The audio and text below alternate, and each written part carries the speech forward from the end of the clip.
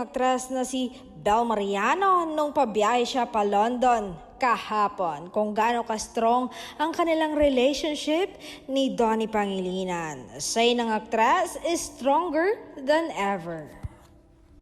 Sa sobrang kalmado niya actually, naghahanap na kami ng problema ng away. Yun yung sabi niya sa akin recently. Mag-away naman tayo. Kailangan may away tayo paminsan-minsan para naman, mag-grow. Pero how to maintain? We are just open to each other. Open communication. Kapag mayroon akong nakitang hindi gusto sa kanya, sasabihin ko agad and he's willing to improve. Ganon din siya sa akin. Vice versa ba?